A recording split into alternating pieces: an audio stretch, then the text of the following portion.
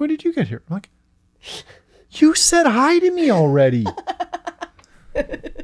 Walked by the photocopier room. Hey, Matt. Hi. Well, sometimes it's like, was that earlier today? It was literally 5 minutes earlier.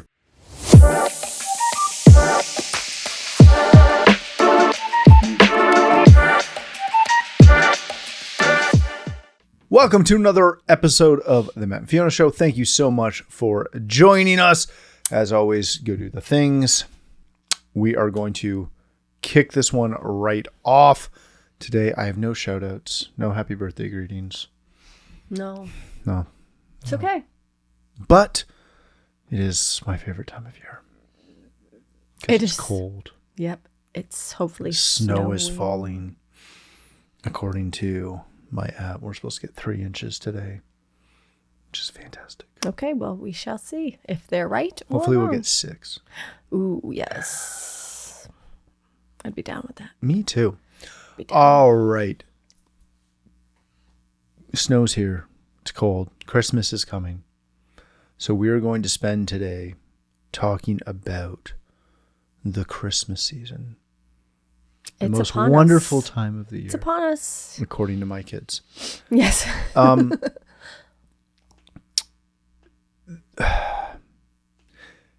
Yay, Christmas. I can take this one for a moment. Yeah, unless go. You're... Sure. No, fine. I'm sorry. I've done such a good job of doing what we're going to talk about today that it's kind of a yay. Yay, Christmas. I do love Christmas. This makes me sound like a very serious Scrooge. No, not at all. Not at all. But I mean, as we were talking about, one of the biggest things, and I think this happens more so as you become parents. Oh, yeah, totally. Totally. Which it is a whole other level of crazy. I mean, excitement. Preparation. I'm just going to leave it with preparation. Right. And, as we were talking earlier, because you had brought it up to me, and we're like, well, we're coming into the weeks before Christmas. The weeks before Christmas. Weeks before Christmas. Countdown is on. And, it is a wonderful time of year, but if you're not careful. Arguably the most wonderful. So I've heard, the most wonderful time of the year.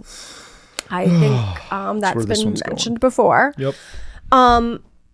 If we're not careful, right, that most wonderful time of the year becomes most stressful. And what winds up happening, expensive. yes, we wind up losing our peace, our joy, and it becomes a season that strips us from everything that Jesus came to give us. And, as we were talking about it, that's something that I know that I've worked on because it was getting to a point a few years ago where I began dreading the month of December. Right. And I began dreading not necessarily Christmas Day, but everything leading up to it. Mm-hmm. And there was so much activity and action and requirements and pressure and money. The things. And it just kept layering and piling and layering and piling.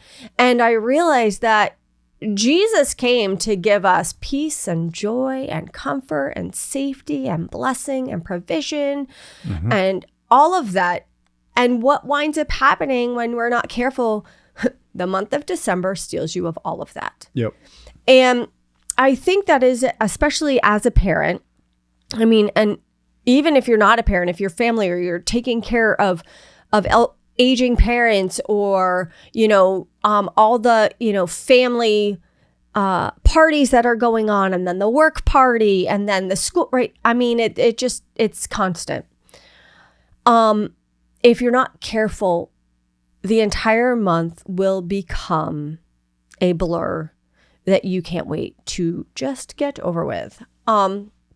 And I came to a point, probably, it was either last Christmas or the Christmas before that, where I'm like, I just don't care. I can't get to all things. I'm not going to do all the things. And I'm going to make sure that it does not become a season that steals everything that Jesus died or Jesus came to this earth to give us. And there are certain things I want to do that those things have become a joy to me. And I've tried to prioritize. So obviously we have 3 kids. And if you've watched the show at all, you know that. And this year they're 10, 9, and 6. And to them, it is the most wonderful time of the year, from the setting up the Christmas tree to the lights to the special decorations to the special treats to baking cookies with mommy to, you know, making homemade ornaments, to go shopping. I mean, they obviously love getting presents, but honestly, they also love getting or giving presents. And all of them, Mom, when can you go out with me so that we can go shopping? And, you know, that is a time commitment and a juggling act in order to do all that. But I've come to the conclusion that if there are things that I'm definitely going to do because it brings me joy due to the fact that it brings my children joy. And there's going to be things that I want to do because it's just tradition or it's meaningful to me. And I'm going to make the time for it. But if there are certain things that don't get done, I am no longer going to stress it and allow it to steal my peace and my joy. And recognize that some days during the season, it's just one day at a time. Tomorrow will come. And what tomorrow holds. But for right now, this is what we're going to do and we're going to accomplish. And when something doesn't work out as planned, that's okay. But when we hustle and we become so consumed with everything that we lose ourselves in it, we've got to be careful. The other thing that, I started doing this years ago, but I was talking with somebody the other day because two weekends ago, I was meeting a good friend out of town, and we were just going to do a little bit of Christmas shopping and walk around a mall and grab a bite to eat and, just have a lovely afternoon trying to find a few things. Well, I had somewhat of a list of things. Well, while I'm out, maybe I could look for this, this, and this. Mm-hmm. Once I got out, I was just determined. I was like, you know what? I'm going to enjoy walking around. And if I see something that I really enjoy or I think somebody will love, I'm going to get it. But if not, then that's okay. But one of the things that I've started doing, especially with children, is I've started, this is where I was going with that. Mm-hmm. Prior to that morning that I was heading out to meet a friend, I went to grab a cup of coffee, and the person on the other end, as they gave me my coffee, they're like, "Oh, what are you doing today?" And I was like, "Oh, I'm going Christmas shopping." And the look of disgust on their face, not at me, but at the idea of the requirement to go Christmas shopping. Mm-hmm. The idea of Christmas shopping automatically brought her so much, and she wasn't even the one going. I mentioned it, and it brought her so much stress. It was honestly, looking back on it, it was kind of amazing that me going Christmas shopping stressed her out. Right. And that I've seen more and more and more and more, especially with moms with young children who feel as though they have to make it perfect. Mm-hmm. And if you love your children and are creating a wonderful day, you've already made it perfect. It's not about the big things. It's about being present. It's about being there. But 2, 3 things, 4 things, maybe we'll see how far I get, that I've tried to do to ensure that Jesus Christ's mm-hmm. birthday doesn't destroy my month of December, because it shouldn't. I've started, if I pick things, because obviously my children grow, so I know they're going to grow into things. If I see stuff in April, May, June that might fit them the following winter, yep, I grab it and I stash it. And for the most part, it is December 2nd. No, December 9th. December 9th. Yep. Whatever day it is. It is. Whenever this airs. December 9th. Perfect. Math. And I know I've been dealing with a whole bunch of scheduling, so I have a whole bunch of numbers in my head, but that's fine.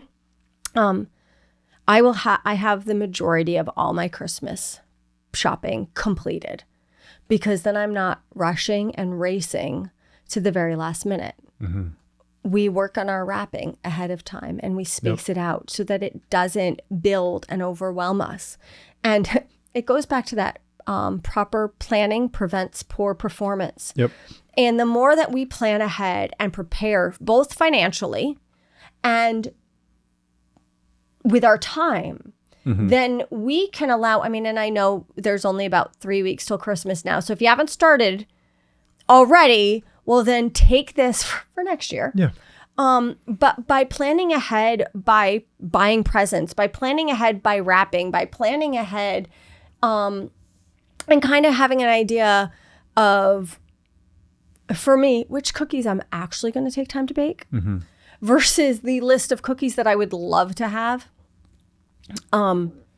It then relieves, and I'm still working on it. I did not say I've perfected this. I'm working on this every year, but by spreading it out, planning ahead, and recognizing that I just can't do all the things, and I only am going to do what I'm only going to do what I have time and energy for. Yeah. Obviously, I'll push myself a little bit because the kids are cute and I love them. But if it's going to be something that's completely going to rob and steal my joy, then I'm going to walk away because there's no purpose for my peace and my joy being stolen. Well, I think one of the biggest things with the Christmas season, I think we can all take a page out of the poet that was Charlie Brown. Okay. And try to remember what Christmas is really all about. Right? And like we end up watching, because the kids have fallen in love with Charlie Brown Christmas. Right. So we watch that a lot. And you might think this is silly, but it's actually quite real. Right? The whole purpose of that episode or that short that was aired in like 57 or something was to battle against the commercialization of Christmas. Right? And when I say that, it's very easy just to think about the commercialization of Christmas, right? And all the big things. But then you've overlooked how much that commercialization has filtered in to your life and your lifestyle. And what I mean by that is we are allowing our families and our kids, but our families as a whole, to lose focus from what's actually important. Right? Yeah, absolutely. And it's too easy to think about the big perfect tree or the big fancy presents and gifts and the Instagramming of matching pajamas. Right. And all of these other things. My gosh, I was in a store actually this morning that I would never have thought sold pajamas, and they're selling matching Christmas pajamas at $49 a pair. Oh my goodness. And for $250, I can think of a whole lot more important things to do than have that, matching pajama moment for the gram. Right? Because I do question how often those pajamas get used by most of the families that buy them for the gram. Right? I think if we, especially as parents, do a much better job of setting our kids up for success in all areas of life, but today specifically Christmas, right?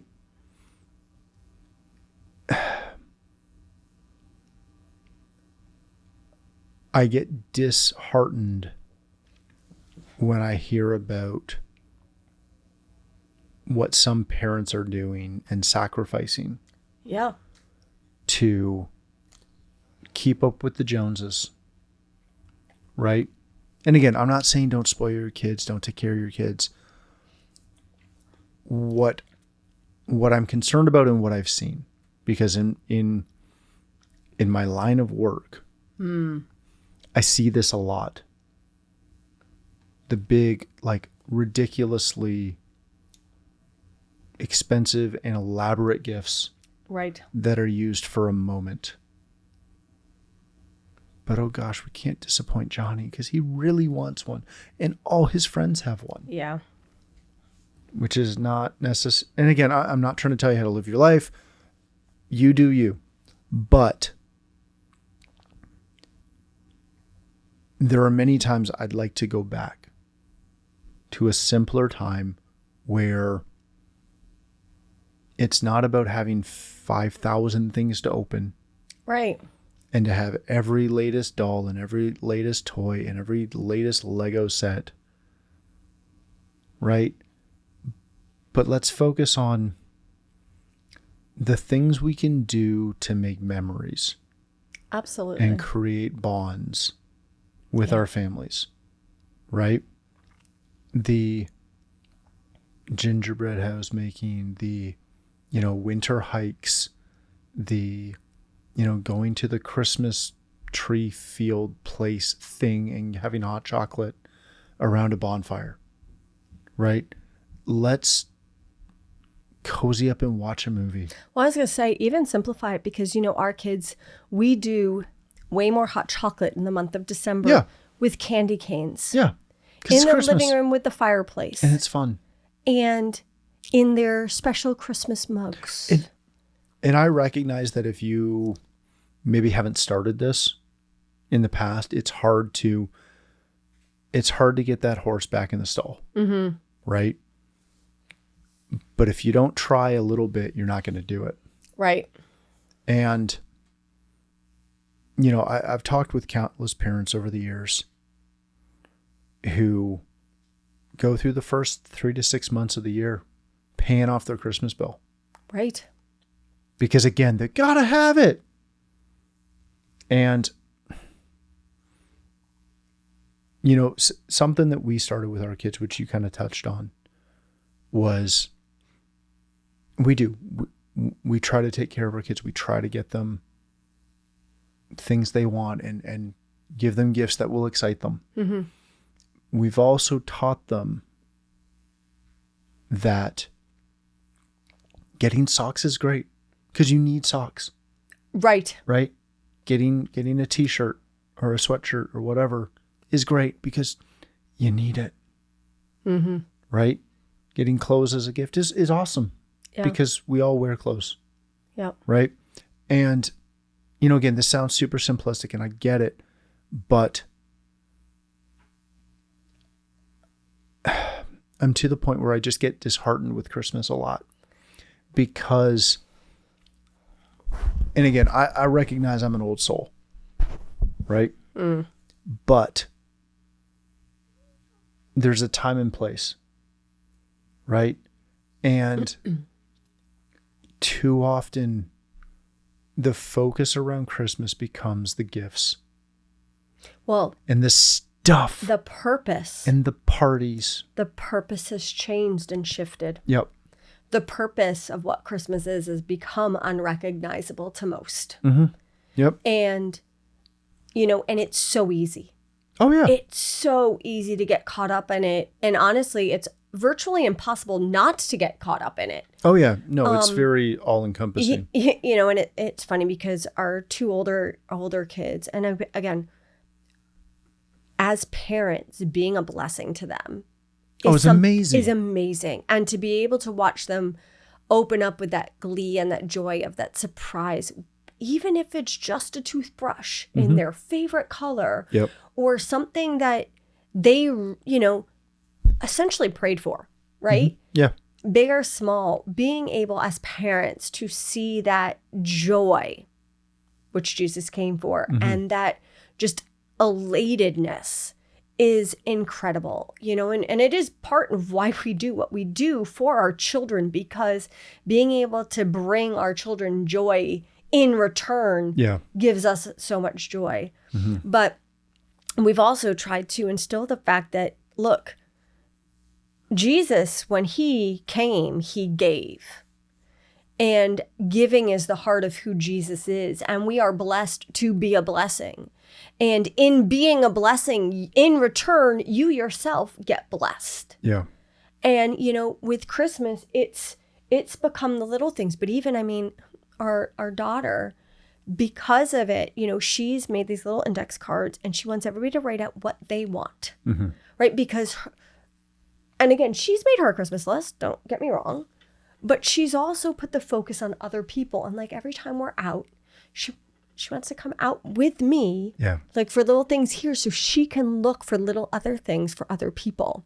And she'll be out and she'll be like, hey, so grandma really wants this and we can find it here. And ooh, grandpa loves this. And daddy would love this. And, you know, every time we go out around this time, she's continually bringing up things that other people would love and what would bring them joy. And, you know, and Cohen too, you know, Cohen's come to me and he's like, okay, I need you to help me hide this so that we can get this taken care of because I know so-and-so would really want this. And I love their thoughtfulness and their heart in thinking outside, apart from themselves.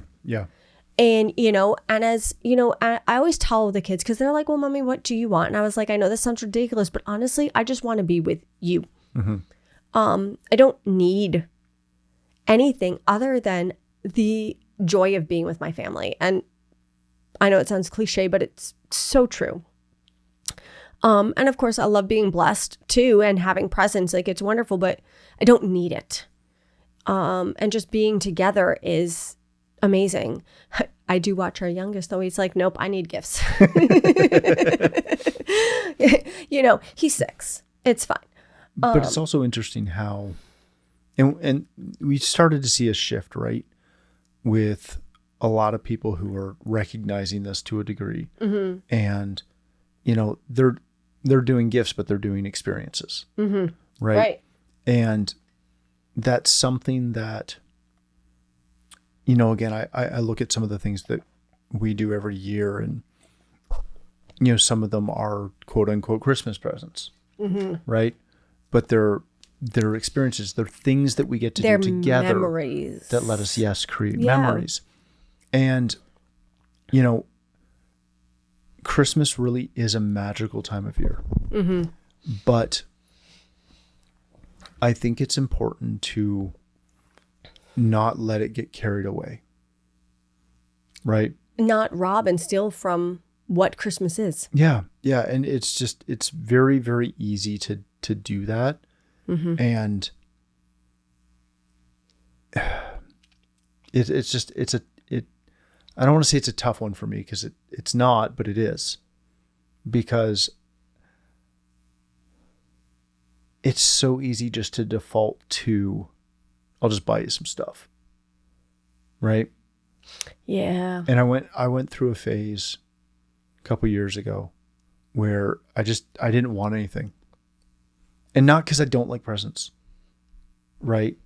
But it was, you also, you hit that point, and I think this was before we had kids, but you hit that point where, like, I buy the things I want.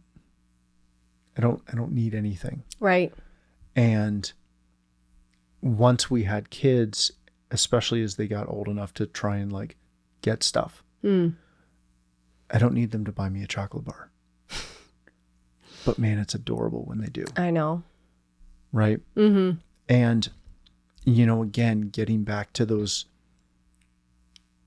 I don't want to say the way we used to be, but the way we used to be as a culture. Well, where it wasn't